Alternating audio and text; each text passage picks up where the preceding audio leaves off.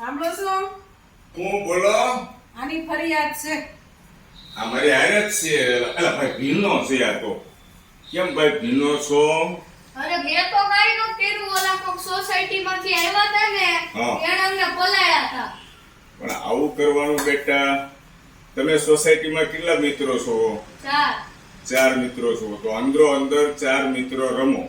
આ બીજા સોસાયટીના મિત્રો આવે એમની સાથે ફાઇટિંગ કરો છો. પણ ઈ જ આવ્યા હતા, ઈ ટોટલ 12 જણા હતા. તારા મમ્મીએ મને આખી સ્ટોરી કીધી છે કે હિલોની 2-4 છોકરા અને બીજી સોસાયટીમાંથી ગેટ પાસે આવ્યા અને સામા પેલા પાણીની કોથળી ભરી હતી, ફુગા ભર્યા હતા અને એકાબીજા આમાં ફેંકતા હતા. જોશ હસવું આવે છે બેટા.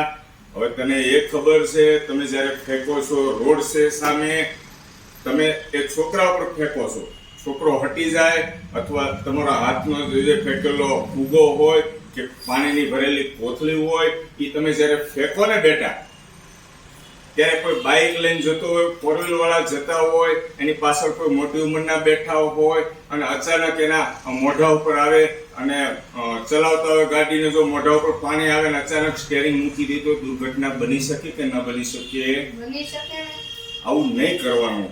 તું સમજદાર છોકરો થઈને તારે, આપણે તને શું કીધું છે તારા ડેડીએ કે ગેટની બહાર જવાનું નથી. ગેટની બહાર જાશો તું નહીં. તો કેટલા બધા છોકરા આવ્યા હતા, તમે સામા ફાઇટ કરતા હતા, મને ખ્યાલ છે, એકાબીજા ફુગા નાખતા હતા. એટલે દોસ્તો, ખરેખર ઘરે આ એક વસ્તુનું ધ્યાન રાખવા જેવું છે. પપ્પા બિચારા આખો દિવસ ધંધા ઉપર જતા રહે, મમ્મીની જવાબદારીમાં આવે છે. મમ્મીને કહેવું જોઈએ કે ગેટની બહાર નીકળવાનું નથી છોકરાઓને.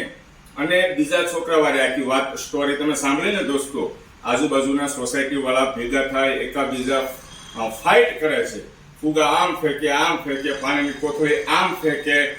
એ જો રોડ ઉપર જતા કોઈ 2 વ્હીલ 4 વ્હીલ વાળા ઉપર આવે તો શું થાય? દુર્ઘટના બની શકે છે. પોલીસ પકડી જશે બેટા. આવું નહીં કરવાનું. કરીશ હવે? નહીં. તમે એની સાથે મસ્તી કરો તો જ તમારી સાથે મસ્તી કરવા આવે નહીં.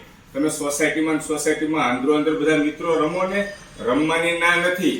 તો બધી બહેનોને પણ કહું છું, તમારા છોકરાઓને તમને ખબર હોવી જોઈએ. અત્યારે મેં છોકરા જોયા, 3જું ભણતા હોય, 2જું ભણતા હોય, 4થું ભણતા હોય, એવડા છોકરા કોની પરમિશન લઈને દૂરથી બીજી સોસાયટી સુધી આવે છે, ગેટની બહાર નીકળે છે. તો પ્લીઝ ન નીકળવા દો. આ એક વાત સામાન્ય છે, પણ જ્યારે દુર્ઘટના બનશે ને ત્યારે તમને સમજાશે અમારી વાત. ખ્યાલ આવ્યો બેટા? હવે ક્યારે ભૂલ કરવાની નથી. દોસ્તો, બની શકે તો આ વિડીયોને બીજા ગ્રુપ સર્કલમાં શેર કરજો. હમણાં ધૂળેટી છે એના હિસાબે બધા જ નાના બચ્ચાઓ રમતા હોય છે, રમવાનો કોઈ વાંધો નથી, પણ દુર્ઘટના ન બને એના માટેનો આ હેતર કુમારનો મેસેજ છે દોસ્તો. Thank you.